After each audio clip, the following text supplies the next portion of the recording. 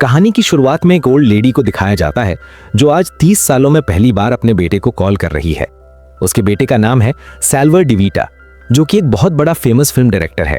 दरअसल वो पिछले 30 सालों से अपने घर वापस नहीं आया, पर आज उसकी गर्लफ्रेंड कॉल को रिसीव करती है। सैल्वर की मॉम कहती है कि जब भी सैल्वाटोर घर आए उससे कहना कि अल्फ्रेडो अब इस दुनिया में नहीं रहा। रात को जब सैल्वाटोर घर वापस आता है तो उसकी गर्लफ्रेंड उसे बताती है कि आज तुम्हारी मॉम का कॉल आया था। उन्होंने बताया कि अल्फ्रेडो की मृत्यु हो चुकी है। ये सुनकर सैल्वाटोर दुखी हो जाता है।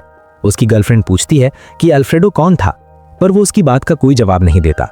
रात भर उसे नींद नहीं आती और यहां से वो अपने अतीत की यादों में खो जाता है, जब वो मात्र 8 साल का बच्चा था। उसका निकनेम टोटो है, जो सिसिली में अपनी छोटी सिस्टर और मॉम के साथ रहता है। ये वो वक्त है जब अभी अभी वर्ल्ड वॉर 2 खत्म हुआ है। टोटो के पिता भी इस वॉर में शहीद हो गए और अब उसके परिवार की पूरी जिम्मेदारी उसकी मॉम के ऊपर है। टोटो एक समझदार बच्चा है। वो हर सुबह स्कूल जाता है, जिसके बाद वो टाउन के चर्च में फादर की मदद भी करता है। यहाँ पर जो फादर होते हैं वो टाउन के इकलौते सिनेमा घर में हर फिल्म के रिलीज होने से पहले जाते हैं और पूरी फिल्म को देखते हैं, ताकि फिल्म में कोई भी बोल्ड सीन हो तो उसे हटवा सकें। वो नहीं चाहते कि टाउन के लोग इस तरह के सीन्स को देखें। वो फिल्म देखते रहते हैं और जब भी उन्हें फिल्म में कोई आपत्तिजनक सीन लगता है, यानी कि बोल्ड सीन आता है, तो वो घंटी बजाते हैं। ऊपर प्रोजेक्शनिस्ट बैठा होता है जिसका नाम अल्फ्रेडो है। वो उस सीन को रील से काट देता है। नन्हा टोटो भी फादर के साथ यहाँ पर आता है और छुपकर इन सभी फिल्मों को देखता है। वो फिल्मों की तरफ बहुत ज्यादा अट्रैक्टेड है, पर यह बात वो किसी को बोल नहीं पाता। यहाँ की जो आम जनता है, जब वो फिल्म देखने के लिए आती है और उसमें बोल्ड सीन्स नहीं होते तो वो बहुत ज्यादा डिसअपॉइंट हो जाते हैं। चर्च के फादर बोल्ड सीन्स को फिल्मों से इसलिए कटवा देते हैं क्योंकि उनका मानना होता है कि इस तरह के सीन्स से समाज के ऊपर बुरा असर पड़ सकता है। अब नन्हा टोटो, जो कि फिल्मों से बहुत ज्यादा अट्रैक्ट हो चुका है, वो अगले दिन अल्फ्रेडो के पास जाता है, जो फिल्म की रील से उन सीन्स को काट रहा होता है जिन पर किसिंग सीन्स हैं। टोटो अल्फ्रेडो से कहता है, क्या मैं इन कटी हुई रील्स को अपने पास रख लूं? वैसे भी आप इन्हें फेंक देंगे। लेकिन अल्फ्रेडो मना कर देता है और उसे वहां से जाने के लिए कहता है। टोटो वहां से घर वापस आ जाता है, जहां पर हम देखते हैं कि टोटो वहां से रील्स के कुछ टुकड़े अपने साथ ले आया था, जिन्हें वो देख रहा होता है। अगले दिन टोटो अपने कुछ दोस्तों के साथ फिल्म देखने के लिए जाता है।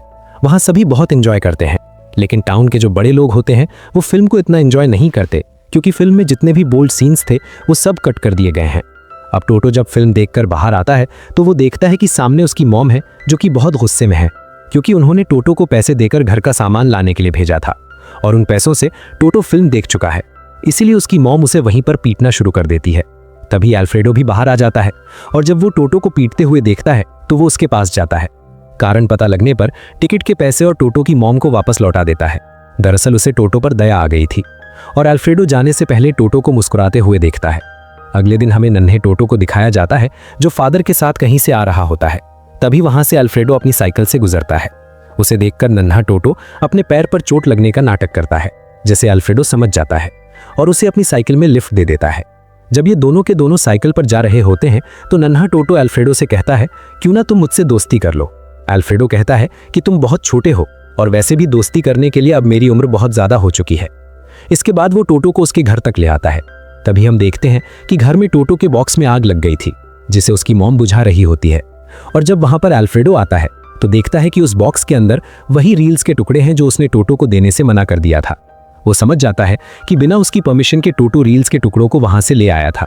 साथ ही उन रील्स के साथ उसके पिता की फोटो भी थी, जो कि जल चुकी है। इस बात पर टोटो की मॉम को बहुत गुस्सा आता है और वो टोटो को पीटती हैं, क्योंकि टोटो के पिता की उनके पास एक ही फोटो थी। साथ ही वो अल्फ्रेडो से कहती हैं कि तुम इसे अपने सिनेमा घर से दूर रखो। इन रील्स की वजह से मेरे पास जो मेरे हस्बैंड की इकलौती फोटो थी वो भी जल चुकी है। कोई बड़ा हादसा भी हो सकता था। अल्फ्रेडो वहां से चला जाता है। अगले दिन स्कूल के बाद टोटो एक बार फिर से अपने दोस्तों के साथ फिल्म देखने के लिए जाता है। दरअसल उसे फिल्मों से प्यार हो चुका है और जब फिल्म खत्म हो जाती है तो वो अल्फ्रेडो से कहता है कि मैं प्रोजेक्शन रूम में आना चाहता हूँ, और अल्फ्रेडो साफ साफ मना कर देता है, क्योंकि उसकी मॉम से उसने वादा किया है। टोटो बहुत ज्यादा निराश हो जाता है। तभी वो देखता है कि अल्फ्रेडो की वाइफ उसके लिए खाना लेकर प्रोजेक्शन रूम में जा रही है।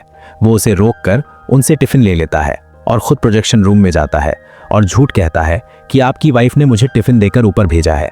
अल्फ्रेडो को उसकी मासूमियत पर दया आ जाती है। अल्फ्रेडो उसे बताता है कि जब मैं 10 साल का था तब से मैं फिल्म प्रोजेक्शनिस्ट के तौर पर काम कर रहा हूँ। टोटो कहता है कि मैं भी आपकी तरह एक फिल्म प्रोजेक्शनिस्ट बनना चाहता हूँ, पर अल्फ्रेडो कहता है कि तुम कोई बेहतर काम करना, ये काम कोई अच्छा काम नहीं है, आपको कभी कोई छुट्टी नहीं मिलती, आप कोई फेस्टिवल एंजॉय नहीं कर सकते।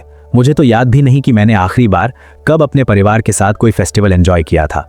और अब वो यहाँ से कुछ देर के लिए बाहर जाता है और तभी टोटो मशीन्स को छेड़ना शुरू कर देता है, जिससे कुछ देर के लिए वहाँ का प्रोजेक्शन बंद हो जाता है। एल्फ्रेडो आता है और कहता है कि तुम यहाँ से चले जाओ, तुम्हारी शैतानी की वजह से मेरी नौकरी जा सकती है। नन्हा टोटो वहाँ से चला जाता है। अगले दिन टोटो का एग्जाम होता है। तभी उनका प्रिंसिपल वहाँ पर आता है और सब बच्चों से कहता है कि कुछ मिडिल एज के लोग आपके साथ एग्जाम देंगे, जो कि किसी कारणवश बचपन में अपनी पढ़ाई पूरी नहीं कर पाए थे। इसके बाद कुछ लोग इनकी क्लासरूम में आते हैं, जिनमें एल्फ्रेडो भी होता है। टोटो उसे देखकर हैरान हो जाता है और जब एल्फ्रेडो के सामने क्वेश्चन पेपर आता है तो उसे कोई आंसर नहीं आता। वो अपने साथ बैठे बच्चे को कॉपी करना चाहता है, पर वो उसे कोई आंसर नहीं बताता। थक हार कर उसे टोटो से मदद मांगनी पड़ती है। टोटो इशारों में उससे कहता है कि मैं आंसर तुम्हें तभी बताऊंगा जब तुम मुझे प्रोजेक्टर चलाना सिखाओगे। एल्फ्रेडो को उसकी बात माननी पड़ती है और अब एल्फ्रेडो को टोटो एक पेपर पर सभी आंसर लिखकर दे देता है। इसके बाद हम इन दोनों को उसी प्रोजेक्शन रूम में देखते हैं, जहां पर एल्फ्रेडो टोटो को प्रोजेक्टर मशीन चलाना सिखाता है, जिससे टोटो को बहुत खुशी होती है। टोटो पूरे ध्यान से मशीन को ऑपरेट करना सीखता है। जल्द ही इनके सिनेमा घर में एक बहुत बड़ी फिल्म लगती है, जिसे देखने के लिए रात को ही बहुत सारे लोग आ जाते हैं। ओवर क्राउड होने की वजह से एल्फ्रेडो को कई लोगों को बाहर निकालना पड़ता है, लेकिन वो सब के सब वहीं खड़े होते हैं। सब फिल्म देखना चाहते हैं, इसीलिए एल्फ्रेडो प्रोजेक्शन रूम के प्रोजेक्टर को एक रिफ्लेक्टर के थ्रू बाहर फोकस कर देता है, जिससे बाहर की वॉल पर फिल्म चलना शुरू हो जाती है। टोटो भी ये देखकर बहुत खुश हो जाता है। वो भी नीचे चला जाता है और अब क्योंकि एल्फ्रेडो ने प्रोजेक्टर की मशीन की जो पावर थी उसे बढ़ाया था, इसीलिए यहाँ पर आग लग जाती है। वो आग में फंस जाता है। सब भागना शुरू कर देते हैं, पर टोटो उसे बचाने के लिए ऊपर आता है। मदद करने वाला आसपास कोई नहीं होता। साथ ही एल्फ्रेडो बेहोश हो चुका है, इसीलिए वो उसकी मदद करने के लिए खुद जाता है और किसी तरह से उसे खींचकर नीचे ले आता है, जिसके बाद एल्फ्रेडो को हॉस्पिटल ले जाया जाता है। वहीं टाउन के जितने भी लोग होते हैं वो इस सिनेमा घर के जलने से बहुत ज़्यादा डिसअपॉइंटेड हैं, क्योंकि पूरे टाउन में एक ही सिनेमा घर था। यहाँ पर फादर भी होते हैं।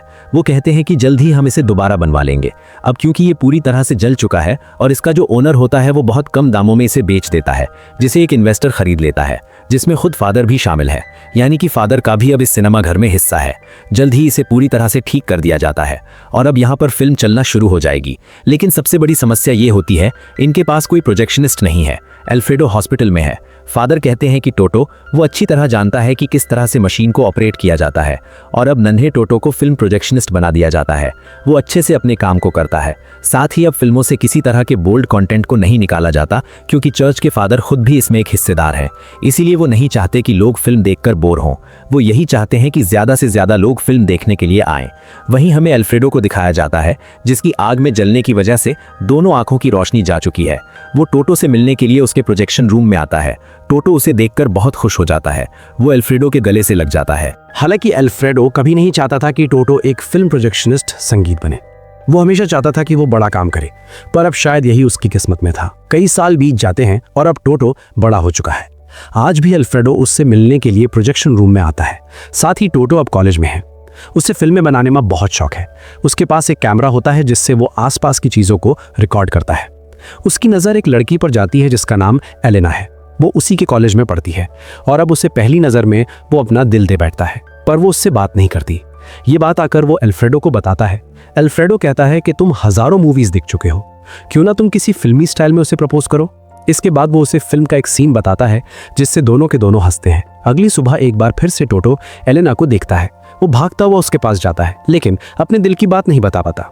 और एल्फ्रेडो को ये बात भी बताता है कि मैं एलेना से एक बार फिर से मिला था, पर कुछ कह नहीं पाया। एल्फ्रेडो से कहता है कि एक फिल्म में हीरो हीरोइन को इम्प्रेस करने के लिए लगातार 100 दिनों तक उसकी विंडो के बाहर खड़ा था, जिससे हीरोइन इम्प्रेस्ड हो गई। तुम्हें भी कुछ ऐसा ही करना चाहिए। अब अगले दिन टोटो और एल्फ्रेडो चर्च जाते हैं, जहां पर ये देखते हैं कि एलेना भी चर्च में आई है। वो कन्फेशन रूम की तरफ जा रही होती है। टोटो ये बात एल्फ्रेडो को बताता है। एल्फ्रेडो चर्च के फादर को अपने पास बुलाकर बातों में उलझा देता है, और इसी मौके का फायदा उठाकर टोटो कन्फेशन केबिन के अंदर चला जाता है। और जब एलेना कन्फेशन केबिन के बाहर आती है तो टोटो उससे अपने प्यार का इजहार कर देता है। वो कहती है कि मैं तुम्हें पसंद करती हूँ, लेकिन इस वक्त मैं तुम्हारे साथ रिलेशनशिप में जाने के लिए तैयार नहीं हूँ। टोटो को तभी एल्फ्रेडो की बात याद आती है। वो कहता है, ठीक है, जब तक तुम मेरे प्यार को एक्सेप्ट नहीं करोगी, हर रोज काम के बाद मैं तुम्हारे घर की विंडो के बाहर खड़ा रहूंगा, और जब तुम्हें लगे कि तुम मेरे प्यार को एक्सेप्ट करना चाहती हो तो अपने घर की विंडो को खोल देना। इसके बाद हर रोज काम के बाद वो एलेना के घर की विंडो के बाहर खड़ा रहता है। कई दिन बीत जाते हैं। एलेना विंडो को नहीं खोलती और अब दिन हफ्तों में, हफ्ते महीनों में और ऐसे करते करते 1 साल हो जाता है। हालांकि एलेना हमेशा विंडो के पीछे से उसे देखती है, पर कभी उसकी हिम्मत नहीं हुई कि वो विंडो खोल सके।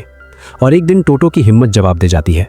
वो एक्सेप्ट कर लेता है कि एलेना उसके प्यार को कभी एक्सेप्ट नहीं करेगी, इसीलिए अब वो उसकी विंडो के बाहर जाना बंद कर देता है। वो प्रोजेक्शन रूम में अपने काम पर फोकस करता है, पर साथ ही उसे एलेना की याद भी आती है।